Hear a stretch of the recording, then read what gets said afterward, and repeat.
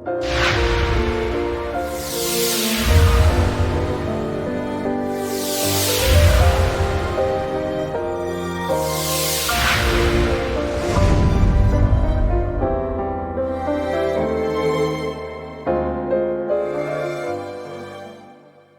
kita luangkan waktu untuk mempelajari firman Tuhan dengan khotbah berjudul Masa Depan dan Nubuat Kita. Bagaimana masa depan orang-orang yang percaya kepada Tuhan?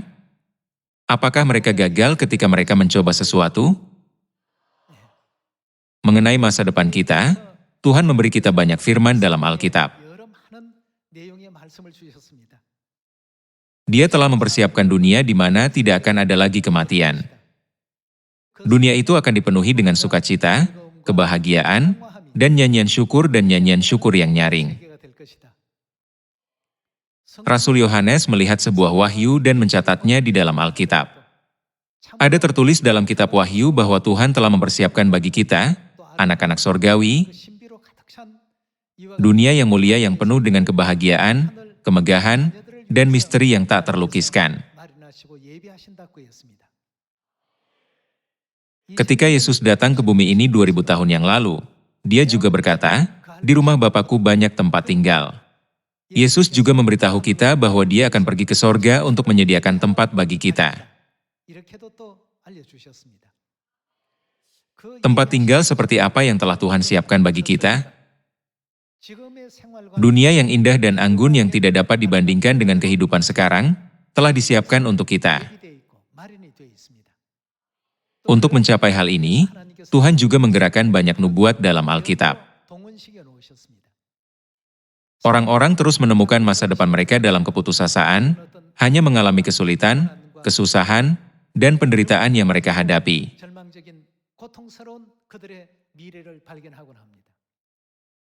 Inilah sebabnya mengapa orang sering berkata, tidak ada masa depan. Ada kegelapan di depan. Karena Tuhan telah menyiapkan masa depan yang cemerlang bagi kita tidak boleh menggunakan ungkapan seperti ini, bukan? Hari ini, mengenai hal ini, mari kita lihat firman Tuhan yang tertulis dalam Yesaya pasal 14. Mari kita lihat Yesaya pasal 14 ayat 24. Mari kita lihat ayat 24. Tuhan semesta alam telah bersumpah, firman-Nya. Tuhan tidak sering bersumpah, itu bukan ungkapan biasa dalam firman-Nya. Sekarang mari kita perhatikan baik-baik apa yang dia katakan selanjutnya, karena itu pasti sesuatu yang sangat penting. Tuhan semesta alam telah bersumpah, firman-Nya, sesungguhnya seperti yang kumaksud, apa yang akan terjadi? Demikianlah akan terjadi. Tuhan telah bersumpah bahwa itu pasti akan terjadi. Lalu, perkataan siapakah yang terdapat dalam 66 kitab dalam Alkitab? Itu adalah perkataan Tuhan dan pikiran Tuhan, bukan? Melalui pengelolaan Tuhan, Dia juga ingin mencapai hal ini. Oleh karena itu, Alkitab berisi pikiran dan pengelolaan Tuhan. Mari kita lihat ayat 24 lagi. Tuhan semesta alam telah bersumpah, firman-Nya. Sesungguhnya seperti yang kumaksud, demikianlah akan terjadi. Dan seperti yang kurancang, apa yang akan terjadi? Demikianlah akan terlaksana. Lalu, jika Tuhan berjanji untuk memberi kita kerajaan sorga yang kekal, memberi kita masa depan yang cemerlang, dan memberi kita sukacita yang melimpah setiap hari, semuanya pasti akan menjadi kenyataan. Bukankah janji-janji Tuhan sama sekali berbeda dari janji kosong yang dilontarkan dalam fantasi atau hayalan? Bahkan jika seseorang bersumpah, orang lain harus percaya dengan apa yang dikatakannya. Tetapi di sini, siapa yang bersumpah? Tuhan telah bersumpah. Kita, anak-anak sorgawi, harus benar-benar percaya bahwa semua hal ini pasti akan tercapai. Dengan iman yang teguh seperti itu, kita harus rajin mengejar upah yang Tuhan janjikan kepada kita. Pertama, mari kita lihat firman Tuhan dalam kitab Wahyu pasal 21, tentang masa depan kita. Wahyu pasal 21.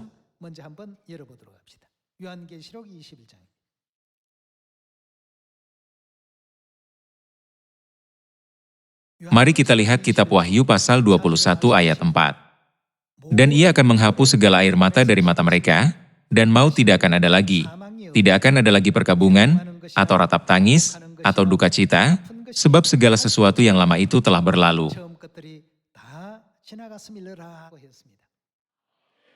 Kita dapat mengatakan bahwa dunia ini berperan sebagai contoh dari dunia masa depan kita yang telah Tuhan janjikan. Sekali lagi, apa yang akan terjadi? Tidak akan ada maut. Apa yang akan terjadi selanjutnya? Tidak akan ada perkabungan. Apa yang akan terjadi selanjutnya? Tidak akan ada ratap tangis. Juga, tidak akan ada duka cita. Ini adalah dunia yang Dia persiapkan untuk kita. Di bumi ini, kita hidup di dunia di mana ada banyak rasa sakit, penderitaan, kesulitan, dan kesusahan, tetapi kerajaan Tuhan yang akan kita tuju adalah tempat di mana tidak ada lagi rasa sakit, atau penderitaan, atau perkabungan, atau kesedihan. Untuk menjelaskan lebih rinci, Tuhan berkata bahwa Dia akan mengizinkan kita untuk memiliki kehidupan yang dipenuhi dengan sukacita, kebahagiaan, dan kegembiraan di dunia di mana kita tidak akan menjadi tua, tidak akan bertambah umur, dan di mana tidak akan ada batasan ruang dan waktu.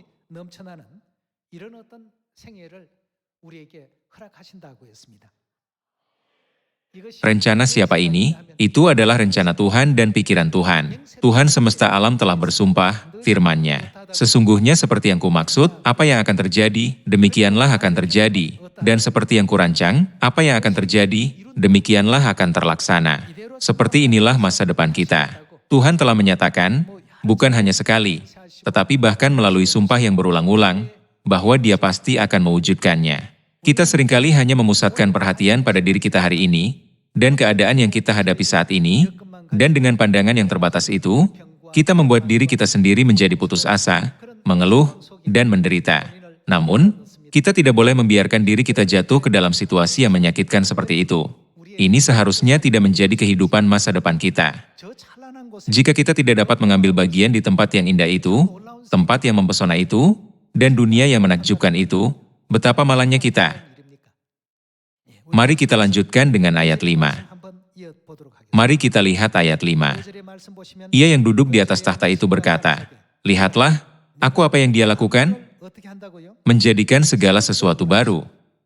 Kita tidak akan hidup dalam bentuk ini, tetapi kita akan hidup di dunia baru. Tuhan berkata, bahwa daging dan darah tidak dapat masuk ke dunia rohani itu. Semua hal akan diperbarui.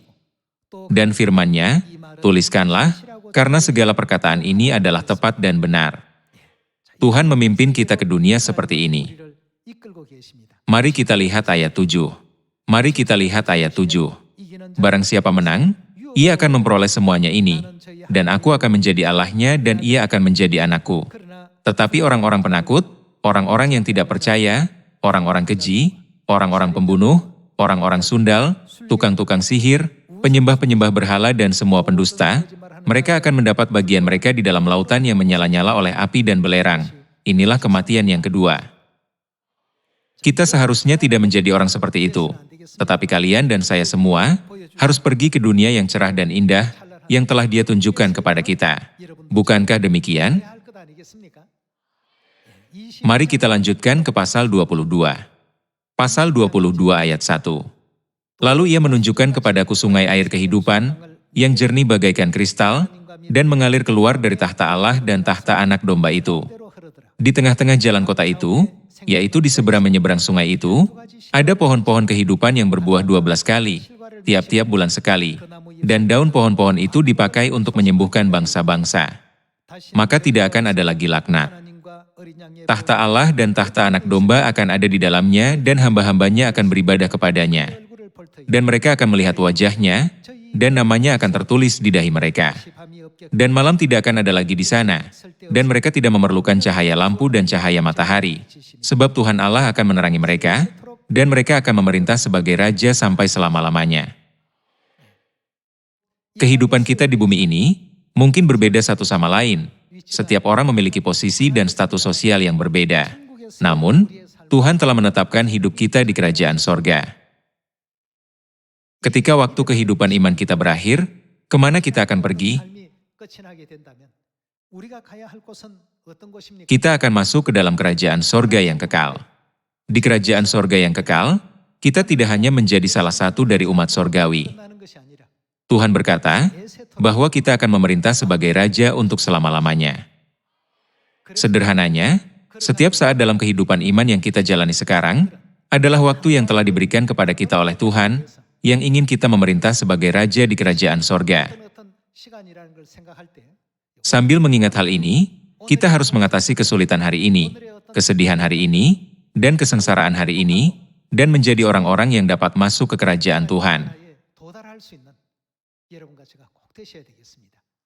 Inilah sebabnya, mengapa 66 kitab dalam Alkitab memberi kita banyak ajaran yang mengatakan, kita tidak boleh melakukan hal ini, atau kita tidak boleh melakukan hal itu. Mereka juga berkata, jika kita menjadi orang seperti itu, kita dapat mewarisi kerajaan Tuhan yang kekal. Ini semua tertulis dalam Alkitab.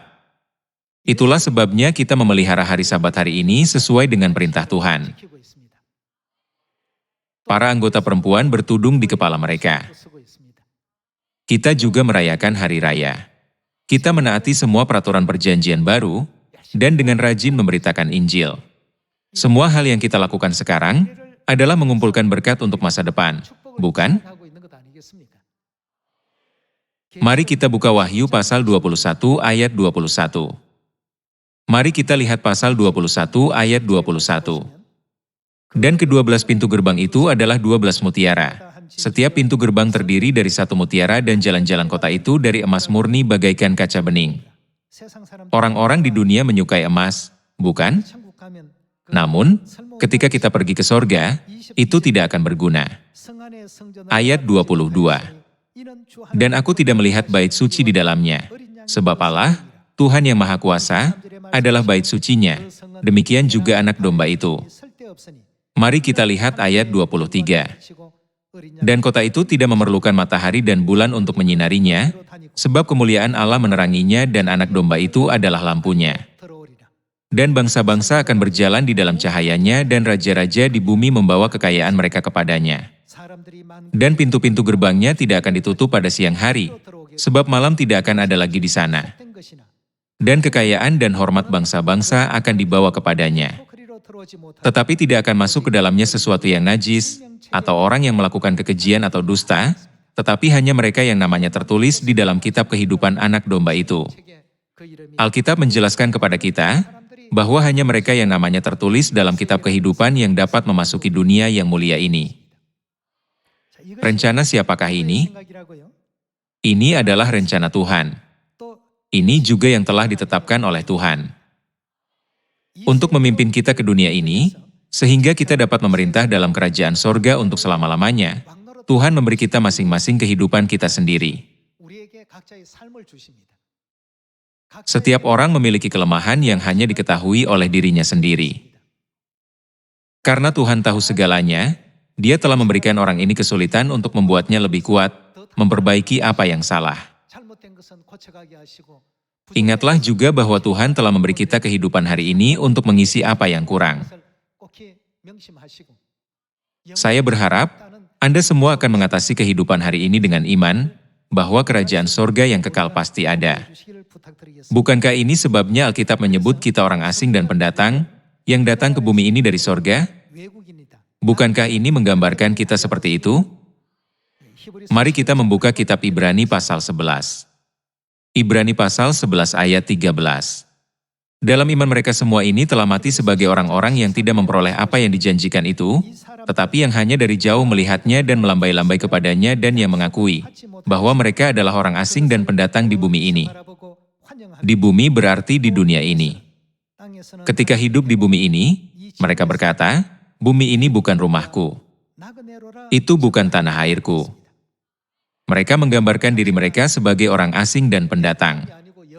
Mari kita lihat ayat 14.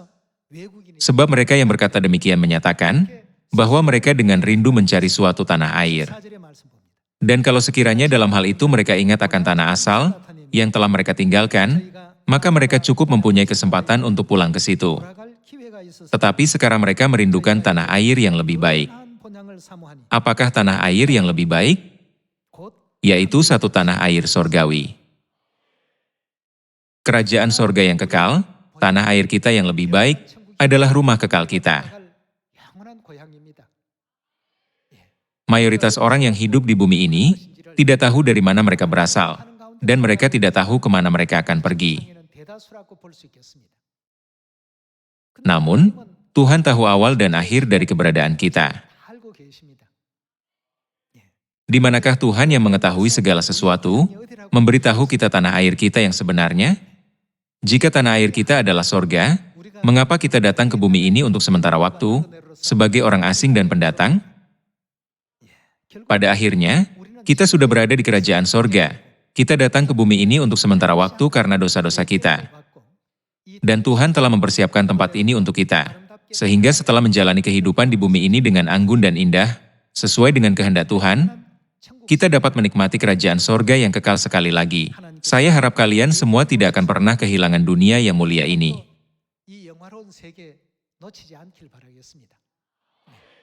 Dalam Injil Lukas, bukankah sorga dan neraka disebutkan dalam perumpamaan orang kaya dan Lazarus? Orang kaya itu tidak mengenal Tuhan dengan baik, dan tidak memiliki iman kepada Tuhan selama hidup di bumi ini.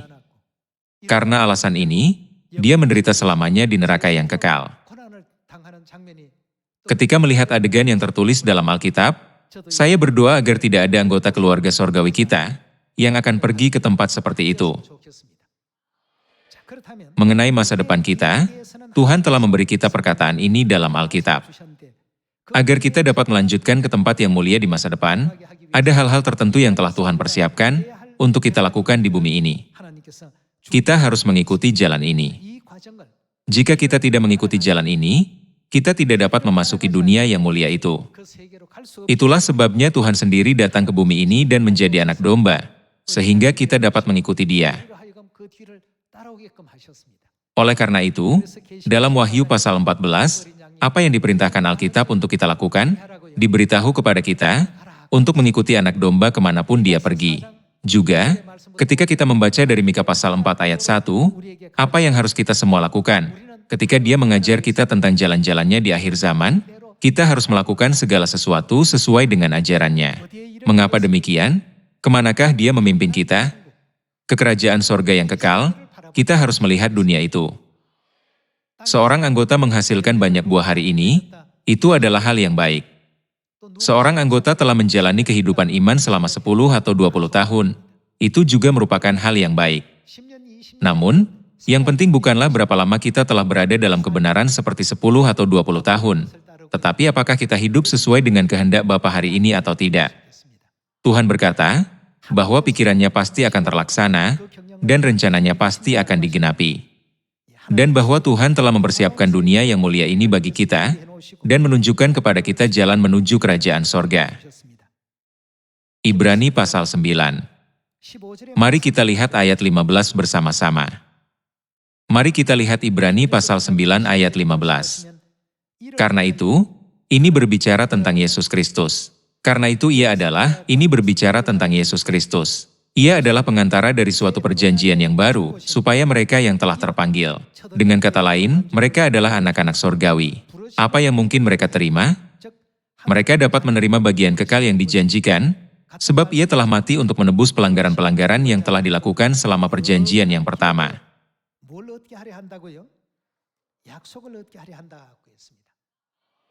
Bagian kekal yang dijanjikan dari kerajaan Tuhan, hanyalah sebuah janji untuk memberikan kerajaan sorga kepada anak-anaknya, bukan? Untuk memenuhi janji ini, perjanjian macam apa yang Tuhan telah menjadi pengantara?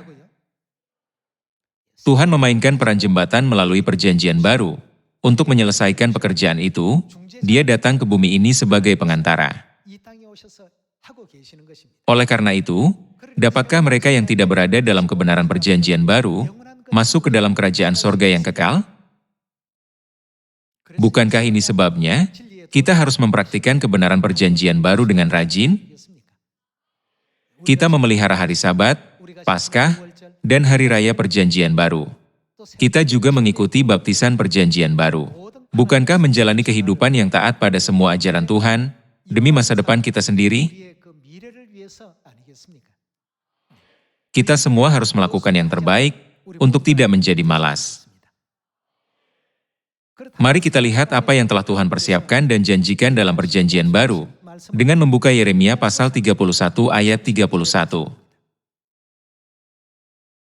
Mari kita lihat pasal 31 ayat 31. Sesungguhnya, akan datang waktunya, demikianlah firman Tuhan, aku akan mengadakan, apa yang akan diadakan? Perjanjian baru dengan kaum Israel dan kaum Yehuda. Alasan Tuhan telah memberikan perjanjian baru kepada umat manusia, adalah agar kita dapat mewarisi kerajaan sorga yang kekal. Bukankah ini sebabnya Dia datang ke bumi ini dengan kebenaran perjanjian baru? Namun demikian, apakah orang-orang memelihara hari Sabat perjanjian baru? Tidak. Bagaimana dengan Paskah perjanjian baru? Apakah mereka memiliki Sion perjanjian baru? Atau hari raya perjanjian baru? Dunia tidak memiliki satupun darinya. Bukankah semua janji dalam 66 kitab di Alkitab adalah janji Tuhan kepada anak-anak Sion saat ini? Bukankah ini alasan mengapa kita menginjil dengan maksud, mari kita pergi ke dunia yang penuh kasih karunia dan indah, yang telah dipersiapkan Tuhan bagi kita? Mari kita lanjutkan dengan Yeremia pasal 31. Mari kita beralih ke pasal 31 ayat 33. Tetapi beginilah perjanjian yang kuadakan dengan kaum Israel sesudah waktu itu, demikianlah firman Tuhan. Aku akan menaruh Tauratku dalam batin mereka dan menuliskannya dalam hati mereka. Maka aku akan menjadi Allah mereka dan mereka akan menjadi umatku. Tuhan berfirman, aku akan menaruh Tauratku dalam batin mereka. Apakah hukum ini? Itu adalah hukum perjanjian baru. Ini juga merupakan rencana dan pengelolaan Tuhan yang pasti akan digenapi. Mari kita lihat ayat 34. Dan tidak usah lagi orang mengajar sesamanya atau mengajar saudaranya dengan mengatakan, kenallah Tuhan. Sebab mereka semua, besar kecil, akan mengenal aku, demikianlah firman Tuhan. Sebab aku akan, apa yang akan Dia ampuni? Mengampuni kesalahan mereka dan tidak lagi mengingat dosa mereka.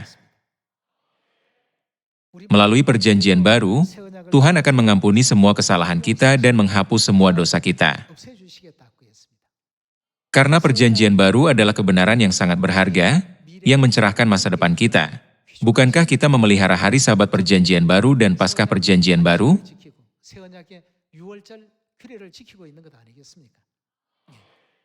Masa depan yang dikaruniakan kepada kita sungguh merupakan masa depan yang indah. Inilah masa depan yang cemerlang. Meskipun kita mungkin tidak memegang posisi tinggi di dunia ini, Tuhan sedang merancang masa depan kita sebagai Raja Sorgawi. Karena itu, janganlah kita berpegang teguh pada kehidupan hari ini saja, tetapi berlari menuju kerajaan sorga. Alkitab mengatakan, waktu yang diberikan kepada orang adalah 70 tahun atau 80 jika kekuatan mereka bertahan. Ini adalah rentang hidup rata-rata. Jadi, mereka yang telah mempelajari kebenaran perjanjian baru Tuhan, selama 70 hingga 80 tahun itu, benar-benar diberkati. Namun, karena ada banyak orang yang belum menerima berkat seperti itu, bukankah Tuhan menyuruh kita untuk memberitakan Injil ini di Samaria dan sampai ke ujung bumi? Mari beritakan dengan rajin. Dengan melakukan demikian, mari kita pimpin mereka yang hidup di dunia kegelapan ke dunia terang, sehingga kita dapat berjalan beriringan menuju masa depan yang cemerlang bersama. Kita berada dalam kebenaran perjanjian baru. Kita juga memiliki Ibu Sorgawi, yang merupakan kenyataan dari perjanjian baru. Lalu, dapatkah ada tempat yang lebih mulia di dunia? Karena itu adalah tempat yang sangat indah. Bukankah Tuhan memperkenalkannya kepada kita? Kemanakah Tuhan menyuruh kita masuk? Kita harus mendengarkan suara Tuhan yang telah mempersiapkan masa depan yang cemerlang bagi kita. Mari kita lihat Yeremia pasal 4 ayat 5. Mari kita lihat pasal 4 ayat 5. Beritahukanlah di Yehuda dan kabarkanlah di Yerusalem. Tiuplah sangkakala di dalam negeri, berserulah keras-keras, berkumpullah dan marilah kita pergi ke kota-kota yang berkubu. Apakah nama kota yang berkubu? Itu adalah Sion. Angkatlah panji-panji ke arah Sion. Cepat-cepatlah kamu mengungsi. Jangan tinggal diam. Alkitab mengajarkan kepada kita untuk cepat mengungsi ke Sion, kota yang berkubu. Jika itu adalah firman Tuhan, apa yang harus kita lakukan? Sion benar-benar tempat yang bersinar, mulia, dan indah. Bukankah Tuhan memberi kita berkat hidup yang kekal, keselamatan, dan kasih karunia pengampunan dosa di Sion? Apakah kalian dan saya sudah masuk Sion sekarang? Ya, kita sudah masuk Sion.